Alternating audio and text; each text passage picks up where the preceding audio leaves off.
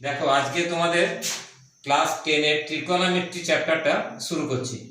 ট্রিকোনোমেট্রি কথাটা একটা গ্রিক শব্দ। দেখো আমি এখানে ভেঙে ভেঙে লিখেছি ট্রাইগনমেট্রন।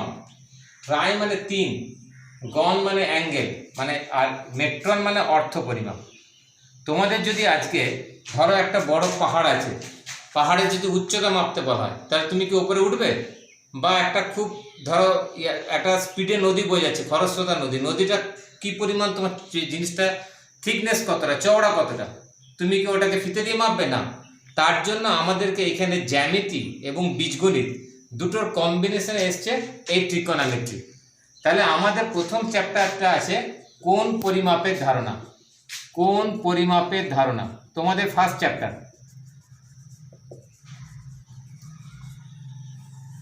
কোণ পরিমাপের ধারণা। তাহলে কোণ পরিমাপের ধারণায় প্রথমে তোমাদের যেটা দেখতে হচ্ছে সেটা 1 ডিগ্রি সমান 60 মিনিট।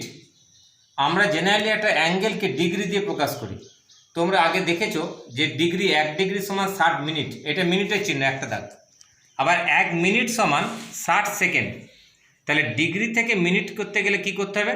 তোমাকে 60 দিয়ে সেটাকে গুণ করতে হবে। মিনিট থেকে সেকেন্ড করতে গেলে কি করতে হবে? 60 দিয়ে গুণ করতে হবে। আর যদি উল্টোটা যাও, যদি 1 মিনিট সমান কত ডিগ্রি, তাহলে 1/60 ডিগ্রি, তখন তুমি 60 দিয়ে ভাগ করছো।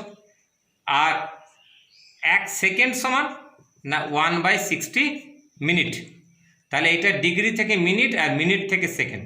এই যে কোণটা আসছে কোত্থেকে? ধরো একটা রে আছে, রশ্মিটা যদি আজকে ঘড়ির কাঁটার দিকে ঘোরে, ঘড়ির যেদিকে ঘুরছে সেই কাঁটার দিকে ঘোরে, তাহলে সবসময় সেখানে নেগেটিভ সাইন দেবে ঘড়ির কাঁটার দিকে ঘুরলে।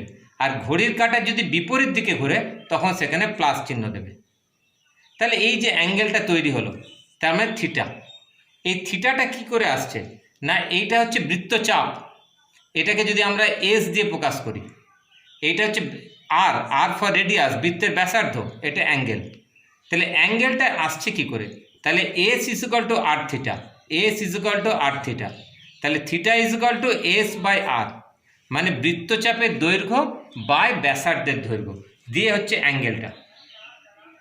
এই অ্যাঙ্গেলটা মাপের জন্য দুটো পদ্ধতি আছে, একটাকে বলে বৃত্তীয় পদ্ধতি, একটাকে বলবে ষষ্ঠিক পদ্ধতি। দুটো পদ্ধতি, একটা বৃত্তীয় পদ্ধতি, একটা ষষ্ঠিক পদ্ধতি। তাহলে বৃত্তীয় পদ্ধতি, দেখো এইটাতে স্টুডেন্টরা ম্যাক্সিমাম ক্ষেত্রে ভুল করে যে বৃত্তীয় পদ্ধতি মানে কি। তোমরা বলবে বৃত্তীয় পদ্ধতি মানে যার মাথায় বৃত্ত নেই। তার মানে এই বৃত্তীয় পদ্ধতিটাকে সবসময় রেডিয়ানে প্রকাশ করা হয়, রেডিয়ান। বৃত্তীয় পদ্ধতিটাকে প্রকাশ করা হবে রেডিয়ানে, অর্থাৎ এই যে এইটা রেডিয়ানের চিহ্ন স্মল সিটা, আর ষষ্ঠিকটা হচ্ছে ডিগ্রি। তাহলে ডিগ্রি আর রেডিয়ানের মধ্যে যেন কোনো রকম তফাৎ না হয়। তোমাকে যখন বলবে বৃত্তীয় পদ্ধতিতে অ্যাঙ্গেলটার মান বার করো, তুমি প্রথমে নিজেকে বলবে বৃত্তীয় পদ্ধতির মাথায় বৃত্ত নেই, তার মানে সেটা রেডিয়ান চলে গেল।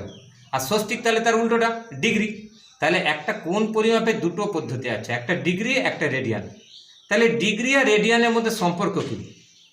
1 ডিগ্রি সমান হচ্ছে π/180 রেডিয়ান, এটা হচ্ছে রেডিয়ানের চিহ্ন। 1 ডিগ্রি সমান π/180 রেডিয়ান। তাহলে তোমাকে ডিগ্রি থেকে রেডিয়ানে কনভার্ট করতে বললে π/180 দিয়ে গুণ করবে।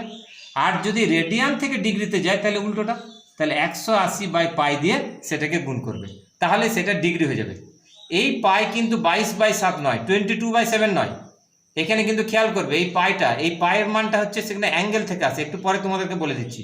তাহলে কোণ পরিমাপের দুটো পদ্ধতি, একটা বৃত্তীয়, একটা ষষ্ঠিক। বারবার বলছি বৃত্তীয় পদ্ধতি মানে যার মাথায় বৃত্ত নেই, মানে এটা রেডিয়ানে বার করতে হবে। ষষ্ঠিক মানে যার মাথায় বৃত্ত আছে, সেটা ডিগ্রি। তাহলে ডিগ্রি আর রেডিয়ান হচ্ছে 1 ডিগ্রি সমান π/180, আর 1 রেডিয়ান সমান 180/π। এইখানে তোমাদের এর পরেতে আসছি, আর একটা স্মল ফর্মুলা থাকে, সেটা হচ্ছে যে ধরো তোমাকে একটা বৃত্তের বৃত্তচাপের দৈর্ঘ্য দিয়ে দিচ্ছে, বৃত্তের একটা বৃত্তচাপের দৈর্ঘ্য দিয়ে দিচ্ছে। তাহলে বৃত্তের বৃত্তচাপের দৈর্ঘ্য দিয়ে দিচ্ছে, এইটা দেওয়া আছে। ধরো এটা দিয়ে দিচ্ছে 220 সেন্টিমিটার। এইখানে তোমাকে অ্যাঙ্গেলটা দিয়ে দিচ্ছে বা অ্যাঙ্গেলটা বার করতে বলছে। এইখানে তোমাকে ইয়ের মানটা, ব্যাসার্ধের মানটা দিয়ে দিচ্ছে। বৃত্তচাপের দৈর্ঘ্য দিচ্ছে, ব্যাসার্ধ দিচ্ছে, অ্যাঙ্গেল বার করতে বলছে। তাহলে এই গোটা বৃত্ত, তখন একটা ফর্মুলা তোমরা ইউজ করবে, বৃত্তের পরিসীমা। মানে পুরো বৃত্তের পরিসীমাটা লাগছে, বৃত্তের পরিসীমা বাই তাহলে গোটা বৃত্তটা মানে হচ্ছে 360 ডিগ্রি, 360 ডিগ্রি। আর এটা হচ্ছে বৃত্তচাপের দৈর্ঘ্য, এই যে এইটুকুটা যেটা আমি সবুজ কালি তোমাদের দেখাচ্ছি, ইজুকাল টু বৃত্তচাপের দৈর্ঘ্য, বৃত্তচাপের দৈর্ঘ্য বাই বৃত্তচাপ দ্বারা সৃষ্ট কোণ, বৃত্তচাপ দ্বারা সৃষ্ট কোণ মানে যে কোণটা তোমাকে বার করতে বলছে। তাহলে বৃত্তচাপ দ্বারা সৃষ্ট কোণ মানে এই অ্যাঙ্গেলটা তোমাকে বার করতে বলছে। তাহলে এই ফর্মুলার সাহায্যে তুমি যে কোনো সময় যদি বৃত্তচাপের দৈর্ঘ্য এবং ব্যাসার্ধ দেওয়া থাকে তাহলে এই বৃত্তচাপ দ্বারা সৃষ্ট কোণের মানটা তুমি এখান থেকে আউট করতে পারবে জিনিসটা। আজকে তোমাদের আমি ত্রিকোণমিতির থিওরি পার্টটাকে ক্লিয়ার করছি। তাহলে এটা গেল আমার ফার্স্ট চ্যাপ্টারে কোণ পরিমাপের ধারণা। তোমরা বাড়িতে এইগুলো যে অঙ্কগুলো চেষ্টা করবে, অঙ্কগুলো না পারলে তখন ক্লাসে বলবে। আজকে ট্রিকোনোমেট্রির পুরো থিওরিটা তোমাদের আমি দেখিয়ে দিচ্ছি। এরপরে যেটা আসছে সেটা হচ্ছে দেখো তোমাদের নেক্সট চ্যাপ্টারটায় চলে যাও, দেখো তোমার কোণানুপাত আছে, জিনিসটা তোমার কোণানুপাত এটা খুব ভেরি ইন্টারেস্টিং এবং একটু ভালো করে এটাকে খেয়াল করতে হবে। এই কোণানুপাতের ধারণাটা পুরোপুরি দাঁড়িয়ে আছে একটা সমকোণী ত্রিভুজের উপর দিয়ে। তোমরা সবাই আগে সমকোণী ত্রিভুজ সম্বন্ধে পড়ে এসছো, তাহলে এইটা সমকোণী ত্রিভুজের, তাহলে এইটা হচ্ছে তোমার অতির্ভুজ, এটা অতির্ভুজ। এই ইংলিশগুলো জানতে হবে একটুখানি, পরে বলছি। অতির্ভুজের ইংলিশ হচ্ছে হাইপোটেনিয়াস। এটা হচ্ছে লম্ব ইংলিশ কি পারপেন্ডিকুলার, এইটা পরবর্তীকালে তোমার সুবিধা হবে, পারপেন্ডিকুলার। আর এটা হচ্ছে ভূমি, এটা হচ্ছে বেস, BAC বেস। আর এইটা হচ্ছে সূক্ষ্মকোণ, তাহলে এইটা 90 ডিগ্রি অ্যাঙ্গেল, এটা 90 ডিগ্রি লিখছে, তাহলে এই দুটো হচ্ছে সূক্ষ্মকোণ। তোমরা আগে যে শিখে এসছো যে সূক্ষ্মকোণ কাকে বলে, যে কোণটা 90 ডিগ্রির থেকে স্মল হবে কিন্তু 0 ডিগ্রি থেকে বড় হবে। এই অ্যাঙ্গেলগুলোকে পরবর্তীকালে বিভিন্ন নাম দেওয়া হয়। এটা যেমন হচ্ছে থিটা, THETA থিটা, এটা হচ্ছে আলফা, ALFA আলফা, তারপর হচ্ছে তোমার গামা, GAMA গামা। এরকম বিভিন্ন, এগুলো শুধু নাম, এগুলো দেখে ভয় পাওয়ার কারণ জিনিস নেই, এগুলো নাম। বা অনেক সময় দেখা যায় একটা ত্রিভুজ আছে, তার ACB একটা সূক্ষ্মকোণ দিয়ে দিল, ACB একটা সূক্ষ্মকোণ। তাহলে এইখান থেকে আমাকে বার কি করতে হবে না, এই সমস্ত তোমার কোণানুপাতের যে তোমার আইডিয়াগুলো, ধারণাগুলো, তাহলে এই কোণানুপাতের মধ্যে প্রথম যেটা পড়ছে সেটা হচ্ছে সাইন। কার সাইন না এই থিটা, এই সূক্ষ্মকোণের সাইন। তারপরে আসছে কস থিটা, আর তারপরে আসছে ট্যান থিটা। দেখো অঙ্ক করাবার সময় আমরা নিজেরা কিছু ফর্মুলা তৈরি করি। দেখো আমি একটা ইংলিশে লাইন লিখছি, দেখো some people have curly brown hair. Some, দেখো এইগুলো পরবর্তীকালে কাজে লাগবে। People have curly brown hair. Turns, TURNS turns permanently black, BLACK black. তাহলে পড়তে পারছো তোমরা, some people have curly brown hair turns permanently black. এটা কি উপকার তোমাদের, তোমরা তো এখন বাচ্চা, তোমরা সব ভুলে যাও। তাহলে দেখো S ফর কি, এমনি করে বাড়িতে পড়বে, S for sine theta. P for, দেখো লিখে দিয়েছি, P ফর হচ্ছে পারপেন্ডিকুলার। দেখো এইখানটা ঢুকে গেছে, এটাকে আমি আলাদা করে বার করে দিলাম, এই যে দেখো P ফর পারপেন্ডিকুলার, আর H ফর হাইপোটেনিয়াস। তাহলে তোমরা বলবে S ফর সাইন থিটা সমান পারপেন্ডিকুলার বাই হাইপোটেনিয়াস। তাহলে তোমাকে আর জিনিসটা কষ্ট করে পড়তে হচ্ছে না, মুখস্থ করতে হচ্ছে না। তাহলে পারপেন্ডিকুলার মানে লম্ব বাই অতির্ভুজ হলো। আবার দেখো curly brown hair, C for cos, B for কি বলো, বেস। দেখতে পাচ্ছ বেস, এই যে লেখা আছে B। তাহলে কস থিটা সমান base, BAC base by hypotenuse, B/H। তাহলে এখানে তুমি পরবর্তীকালে এটাকে বলতে পারবে যে ভূমি, বেস মানে ভূমি বাই অতির্ভুজ। তাহলে তোমাকে আর জিনিসটা কষ্ট করে মুখস্থ রাখতে হচ্ছে না। আবার দেখো turns permanently black, T for হচ্ছে tan theta, T for perpendicular, B for base. তাহলে এটা কি হয়ে গেল, ট্যান থিটা সমান পারপেন্ডিকুলার বাই বেস। তাহলে পারপেন্ডিকুলার মানে কি, লম্ব বাই ভূমি। তাহলে এটা অতীব সহজে তোমরা some people have curly brown hair turns permanently black, এগুলো কোনো ফর্মুলা না, এগুলো আমরা নিজেরা তৈরি করেছি নিজেদের বাচ্চাদের যাতে জিনিসটা মনে থাকে সেই সুবিধার ক্ষেত্রে।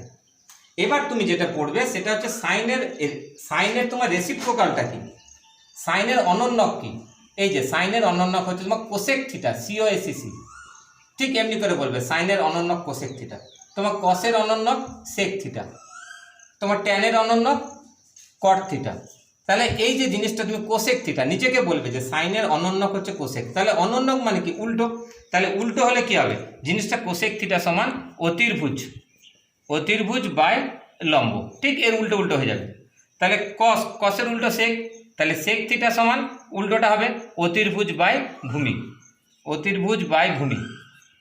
এরপরে চলে আসছি কট থিটা, তাহলে এটা কত হবে ভূমি বাই লম্ব। ঠিক এরকম করে বাড়িতে জিনিসগুলো প্র্যাকটিস করবে, তাহলে দেখবে ফর্মুলাগুলো ভুলবে না। এবার দেখো আমি এই দিকটা মুছে দিচ্ছি, তাহলে এইখান থেকে আরও নতুন নতুন তোমার ফর্মুলার সৃষ্টি হয়ে যাবে।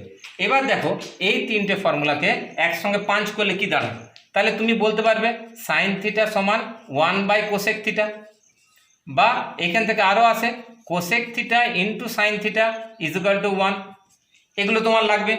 এরপরে দেখো এই দুটো থেকে মিলে cos theta into sec theta equal to 1, আমি একবারে লিখে দিচ্ছি। তারপরে আসছি tan theta into cot theta equal to 1। তাহলে সাইন থিটা সময় এই জায়গাটা ক্লিয়ার হলো। এইগুলো তোমরা পরে ভিডিওটা চালিয়ে আরেকবার ভালো করে দেখে নেবে। এরপরে দেখো এদের মধ্যে আরও সম্পর্ক তৈরি করা যায়।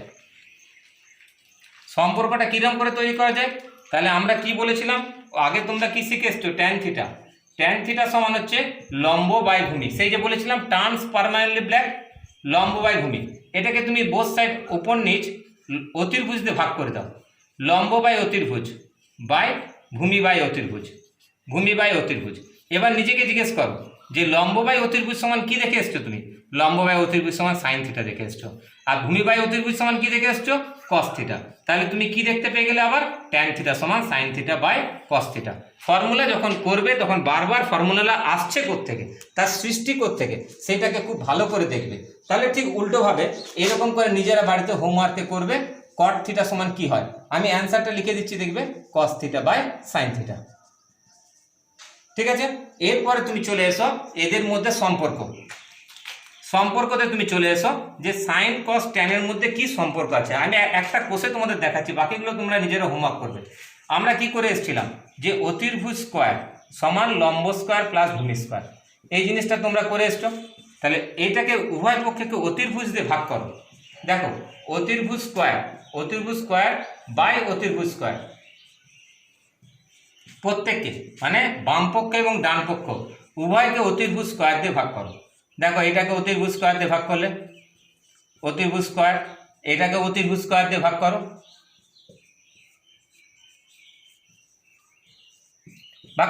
তাহলে দেখো অতির্ভুজ কেটে গেল, তাহলে কি পেলে 1।